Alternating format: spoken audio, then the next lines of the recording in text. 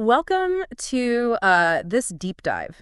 And we're going to be looking at something I think is really fascinating, the concept of Jesus's return for believers. But we're going to be looking at it through kind of a specific lens. We're Okay. going to be looking at it through the Bible, Right.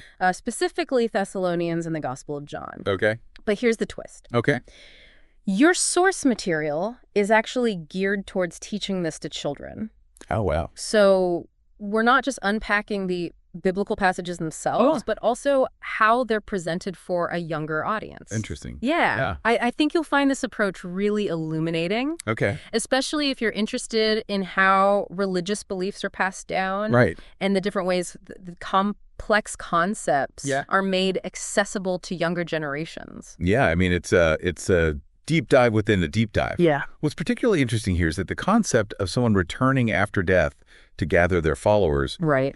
isn't unique to Christianity. Yeah. It pops up in various cultures and time periods, Right. speaking to a universal human desire. A desire for what exactly? Well, think about it. It speaks to this deep-seated longing for reunion, Right. for overcoming the finality of death. Yeah. It also raises questions about how we should live in light of that anticipated return. Right. Are we just waiting passively? Yeah. Or are we actively preparing? That's a great point. And speaking of anticipation, Okay. the source material starts by addressing the concerns Yeah. of the early church in Thessalonica. Okay. They seemed pretty anxious about what happened to believers who had already died. Yes. The Thessalonians were a relatively new community Right. facing persecution and uncertainty. Yeah. The loss of loved ones likely amplified their anxieties about death and what might come after. Yeah. Imagine living in that context. Fear of persecution. Right. The very real possibility of losing loved ones. Yeah. And then trying to grapple with the mysteries of death and the afterlife. Mm-hmm. It's not surprising they had questions and fears. It's a universal fear, isn't it? Absolutely. The unknown, the possibility of separation. And this is where the promise of Jesus' return steps in, Yeah. offering comfort and hope. Right. It directly addresses those fears, Right. assuring believers that death is not the end, but a transition to something greater. So the source material is drawing on passages like John 14:1-3. Yes. Where Jesus comforts his disciples, Yeah. telling them he's going to prepare a place for them and will come back to take them with him. But there are so many interpretations of those many rooms. Mhm. Is it literal, a state of being? Right. How do you interpret that, and how do you think the source material, with its simplified language, tries to convey that complex idea to children? That's a great question. The source material aimed at children Right. definitely uses simplified language. Yeah. But even for adults, the concept of many rooms invites a lot of interpretations. Yeah. Is it a physical place, a spiritual state, a metaphor for God's expansive love? Right. It's interesting to see how the source material navigates that complexity while remaining accessible to a younger audience. And then we have 1 Thessalonians 4:13-18. Right. Which paints a much more vivid picture of the return. Yeah. A shout, a trumpet call, the dead rising first, Yeah. then the living being caught up to meet Jesus in the air. Wow. It's almost cinematic. It certainly is. And that deliberate use of vivid imagery, Right. especially when targeted towards children, Yeah. is fascinating. It evokes a sense of awe and wonder, Right. even a bit of thrill, Yeah. instilling a sense of anticipation for this promised future. Do you think that kind of dramatic imagery might be more impactful for children than, say, a more abstract theological explanation? I think you're right. I mean, think about how kids gravitate towards superhero stories and action-packed movies. Right. This description taps into that same sense of excitement Right. and anticipation. The source material even uses phrases like waiting for our blessed hope, the Son from heaven, Yeah. the Savior, the Lord Jesus Christ. It's powerful stuff. But let's be honest, Yeah. Jesus' return has been anticipated for over 2,000 years. Yeah. How does the source material explain that to children Right. who have a slightly different concept of time? It's interesting. They use the analogy of waiting for a parent to come home from work. Oh. Something a child can easily grasp, Right. that feeling of eager anticipation. That's a good point. It's relatable, but it does make me wonder if the sheer scale of time, 2,000 years versus a few hours, might weaken the analogy for children. What do you think? Wow. And how does the source material attempt to bridge that gap? That's a perceptive observation. The source material tries to address that time gap by emphasizing that God's concept of time isn't the same as ours. Right. It uses examples from the Bible, Yeah. like the coming of the Messiah, which was prophesied centuries before Jesus' birth. The point is to illustrate that God operates on a different timescale. It reminds me of that saying, a day is like 1,000 years to the Lord.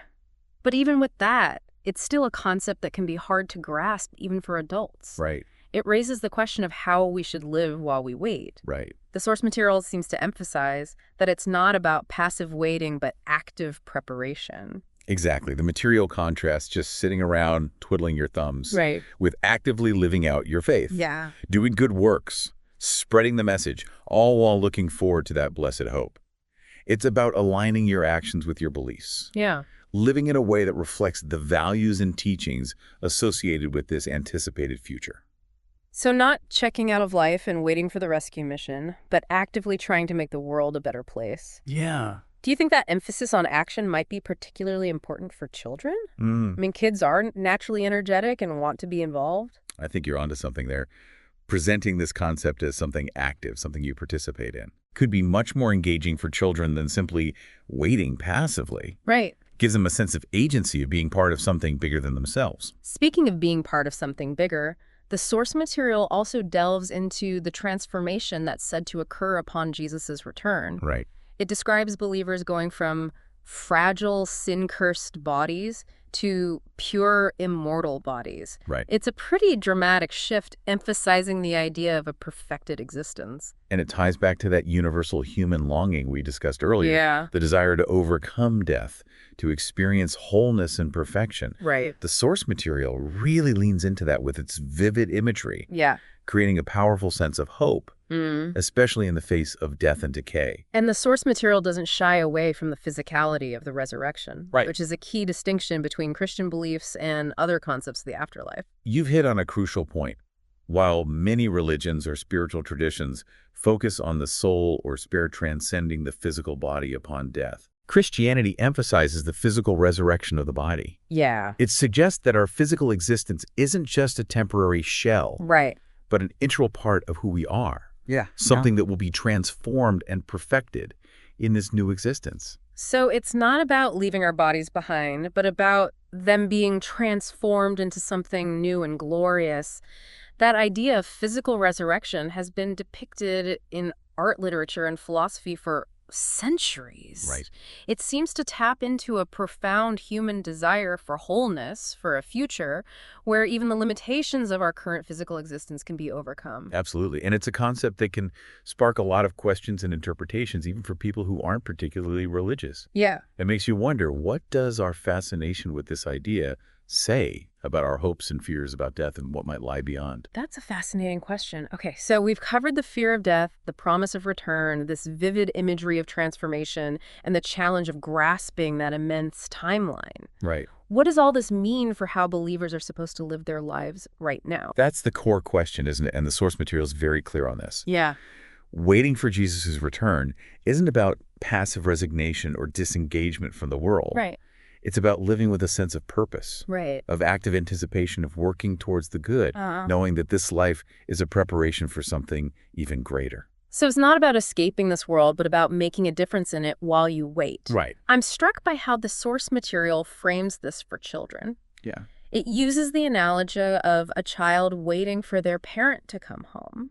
Oh, okay. But not just waiting passively. The child is doing their chores, being helpful, getting things ready for their parents' arrival. It's a beautiful way to illustrate active waiting, Yeah. especially for a younger audience. It is a lovely analogy, isn't it? Yeah. It underscores the idea that our actions in the present matter, that we can demonstrate our love and anticipation through how we live. It reminds me of those little things my kids do when they know my partner is coming home from work, Uh-huh. tidying their toys, setting the table. They're not just passively waiting, they're actively expressing their excitement and love. Exactly. And in the context of this belief system, Right. it's about living in a way that pleases God, Right. knowing that He sees and appreciates your efforts. Yeah. It shifts the focus from simply enduring this life to actively shaping it, Yeah. making it a reflection of your values and beliefs.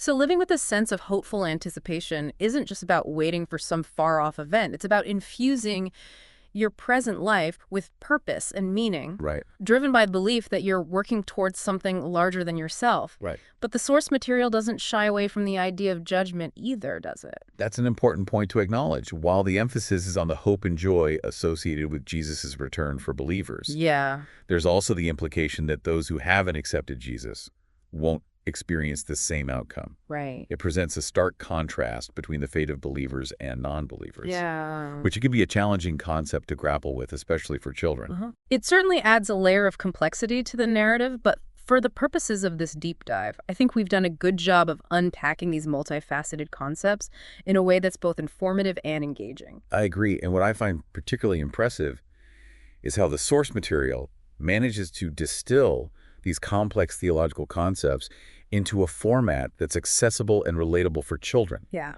It speaks to the power of storytelling and analogy in conveying profound ideas.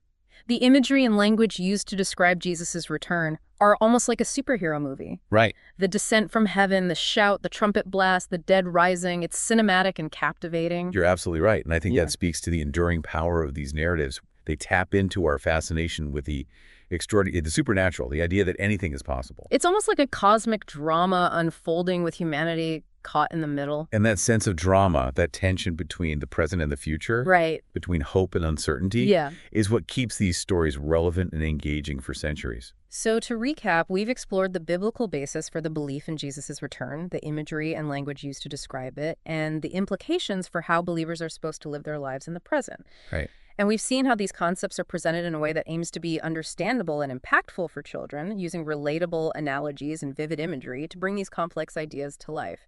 It's been a really thought-provoking discussion, and while we've been focusing on how this particular belief system encourages living with a sense of hope and purpose, I think there's a broader takeaway here that resonates beyond specific religious beliefs. What about you? How does this idea of living with hopeful anticipation of working towards something larger than yourself resonate with you personally? That's a wonderful question. It really gets to the heart of what motivates us, what gives our lives meaning, regardless of our specific belief systems, whether it's personal goals, creative pursuits, contributing to social change, Yeah. or simply making the most of each day. We all have something that drives us forward, something we hope for and work towards.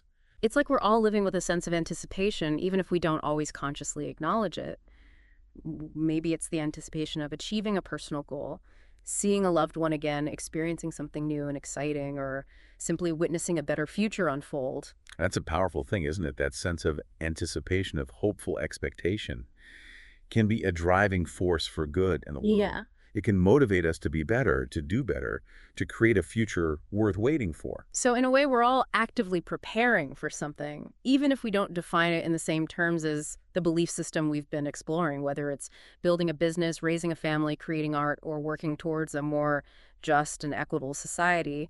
We're all shaping the future with our actions and choices. I think you've articulated that beautifully. It's not just about waiting passively for something to happen. It's about actively engaging with life, making choices that align with our values and working towards something we believe in. And who knows, maybe that's the ultimate lesson here, that living with a sense of purpose, of hopeful anticipation, can be a transformative experience regardless of our individual beliefs or the specific outcomes we're striving for. Perhaps that's what makes these stories so enduring. They tap into something fundamental within us, a desire for something more, something beyond the limitations of our present reality. It's been a fascinating journey exploring this topic with you for our listener. I encourage you to delve into the source material yourself if you're interested. It's a rich and complex subject that offers multiple layers of interpretation. You might be surprised by what you discover and how it connects to your own understanding of life purpose and what lies beyond. And who knows, you might find yourself reflecting on your own hopes and dreams, your own sense of anticipation for what the future holds. Thank you for joining us on this deep dive. Until next time, keep exploring, keep questioning, and keep living with a sense of hopeful anticipation for all that is yet to come.